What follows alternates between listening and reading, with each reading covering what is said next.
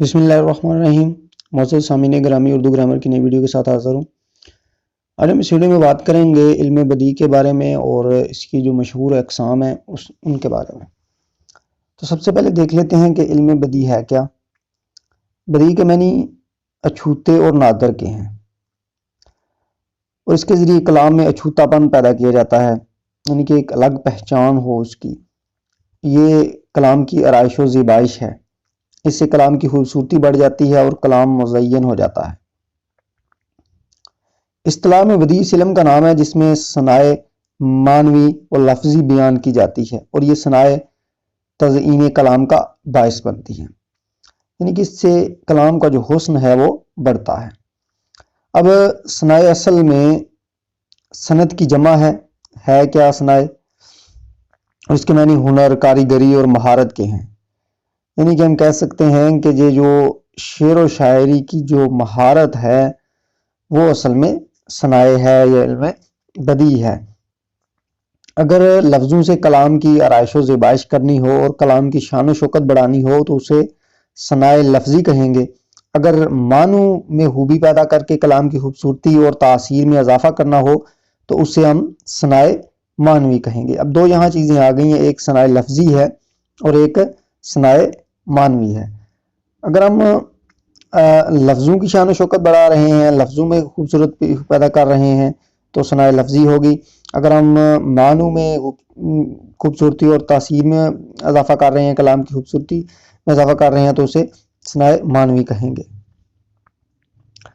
اس کے بعد آ جاتا ہے کہ صنائع معنوی جو ہے، ہم سب سے پہلے دیکھ لیتے ہیں کہ اس کی کون سی مشہور اقسام ہیں۔ سب سے پہلے صنعت تضاد ہے۔ صنعت تضاد متضاد یعنی کہ مختلف چیزیں ضد، کلام میں دو یا دو سے زیادہ ایسے الفاظ لانا جو ایک دوسرے کے ضد ہوں۔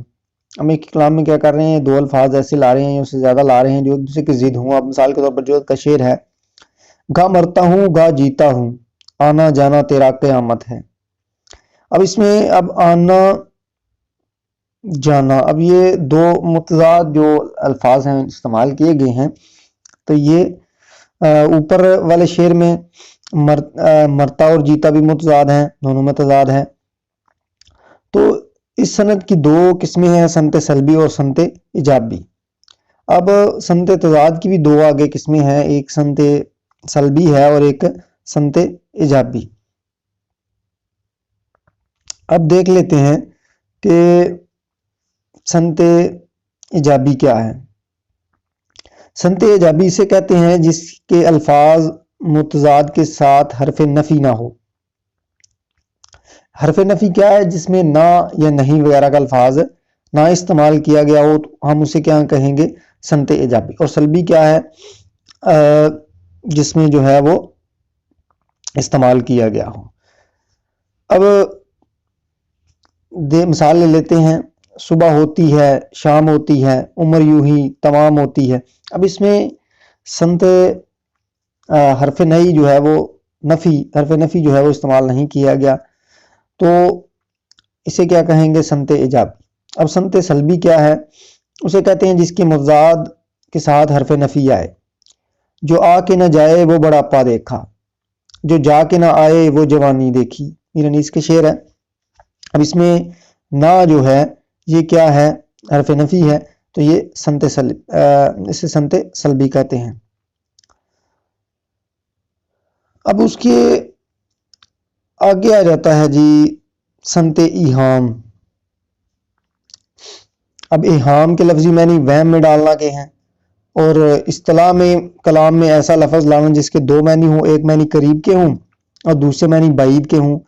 کلام سننے سے قریب کے معنی سمجھ میں آتے ہوں اور غور کرنے سے دور کے معنی، تو یہ صنعت ایہام ہے۔ شروع میں شاعری میں بہت اس کی قدر و قیمت رہی ہے، اور بہت سے جو مشہور شاعر ہیں انہوں نے اس پر قلم آزمائی کی ہے۔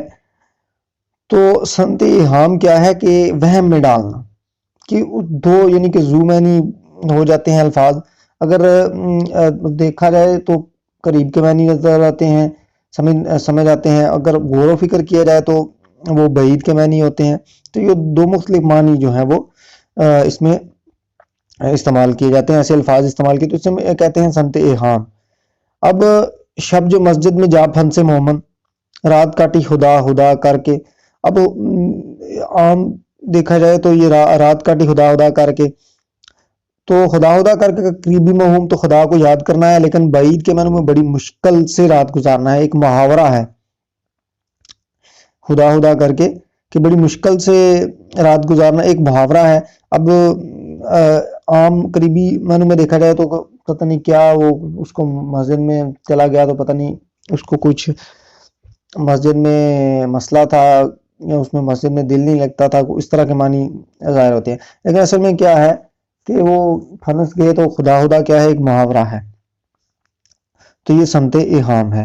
اب آگے آ جاتا ہے سنت جمع. سنت جمع کلام میں کئی چیزوں کا جمع کر دینا، پھر انہیں کسی خصوصیت کی بنا پر ایک بات یا حکم کے تحت لانا. یعنی کہ خصوصیتیں کلام میں مختلف جو ہیں وہ جمع کر دی گئی ہیں، لیکن ان کو کیا کیا ہے، ایک بات یا حکم کے تحت لانا. مثلا بوئے گل نالائے دل، دودے چراغ محفل، جو تیری بزم سے نکلا سو پریشان نکلا.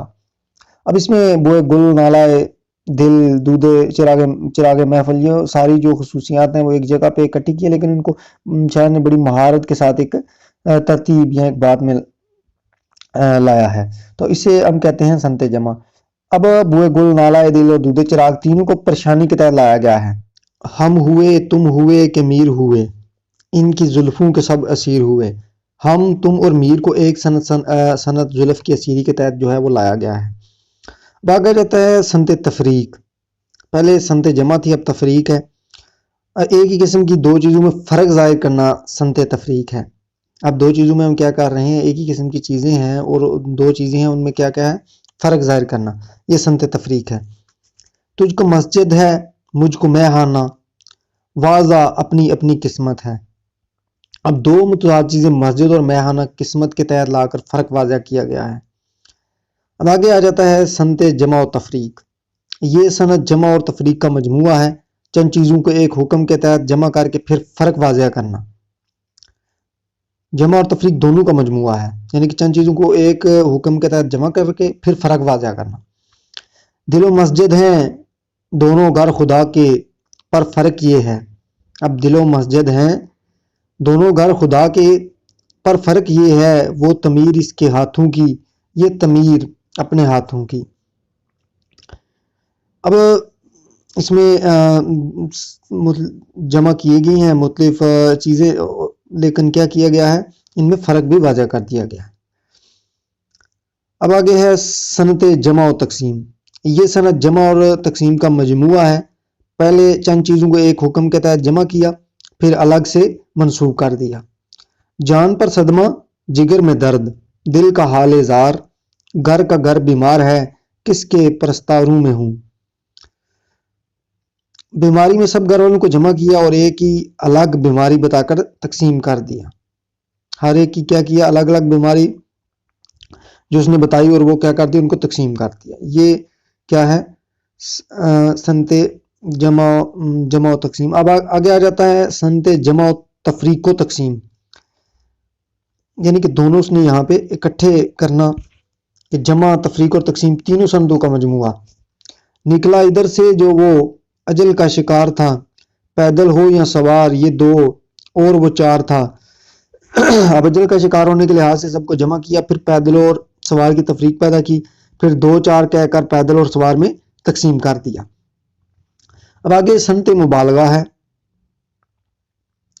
اس سنت میں موصوف کے کسی وصف کو اتنا بڑھا چڑھا کر بیان کیا جاتا ہے کہ جو کہ ناممکن حد تک ہوتا ہے، اور اسے مبالغہ کہتے ہیں. اور اس کی تین قسمیں ہیں، تبلیغ، اغراق اور غلو. تبلیغ سے مراد اتنا گھٹانا یا بڑھانا جو فی الواقع ایسا نہ ہو لیکن عقل اور عادت کے نزدیک ممکن ہو. مثلا وعدہ شام پہ کی ہم نے ابس جاگ کے صبح، وعدہ شام پہ ہم نے کی ابس جاگ کے صبح وہ اسی وقت نہ آتے اگر آنا ہوتا. اب اغراق وہ مبالغہ ہے جو عقل کی روح سے ممکن معلوم ہو مگر عادتاً ممکن نہ ہو. مثلا اب یہ حالت ہے کہ ان سب درد میرے بچنے کی دعا مانگے ہے. اب یہ حالت ہے کہ ان سب درد میرے بچنے کی دعا مانگے ہے. اب بدرد دشمن ہو اور بچنے کی دعا مانگے عادتاً محال ہے عقلاً ممکن ہے. اب غلو وہ مبالغہ ہے جو عقل اور عادت دونوں کی روح سے ممکن نہ ہو. مثلا ہم رونے پہ آ جائیں تو دریا ہی بہا دیں، شبنم کی طرح سے ہمیں رونا نہیں آتا. اب یہ کیا ہے؟ غلو ہے. اب آگے آ جاتا ہے جی سمت حسن تحلیل. سمت حسن تحلیل کیا ہے کہ یعنی کسی چیز کی کوئی ایسی علت بیان کی جائے جو حقیقت میں اس کی علت نہ ہو. اس کی چار صورتیں ہیں. جو علت بتائی جائے وہ دراصل علت نہ ہو لیکن اصل علت ظاہر ہو. مثلا پیاسی جو تھی سپاہ خدا 3 رات کی، ساحل سے سر پٹکتی تھی موجیں فرات کی.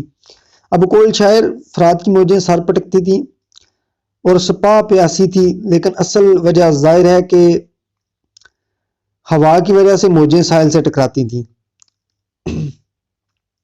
جو علت بتائی جائے وہ اصل علت نہ ہو مگر اصل علت ظاہر بھی نہ ہو. مثلا سب کہاں کچھ لالا و گل میں نمایاں ہو گئی، خاک میں کیا کیا صورتیں ہو گئیں ہوں گی کہ پنہا ہو گئیں.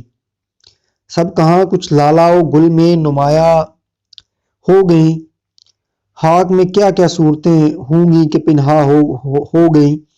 یہ غالب کا شعر ہے. حسن فنا نہیں ہوتا مرنے کے بعد، گل و لالا کی صورت میں نمودار ہوتا ہے. اور یہ علت درست نہیں لیکن اصل علت بھی ہمیں معلوم نہیں. اب بیان کردہ علت کا موجودہ ہونا ممکن نظر نہیں آتا. مثلا زیر زمین سے آتا ہے جو گل سو ضرب کف، قارون راستے میں لوٹایا خزانہ کیا. اب پھول کا زیرہ سونے سے مشابہ ہے اور یہ علت بظاہر ممکن نظر آتی ہے لیکن اصل میں علت معلوم نہیں. نمبر 4 ہے بیان کردہ علت کا موجود ہونا ناممکن نظر آئے. مثلا بے سبب زلزلہ عالم میں نہیں آتا ہے، کوئی بےتاب تہ خاک تڑپتا ہوگا. اب آگے سمت مناط النظیر ہے، یہ ہم اگلی ویڈیو میں اس کے بارے میں بات کریں گے. آج کی ویڈیو میں اتنا ہی. ویڈیو دیکھنے کا شکریہ. اللہ حافظ.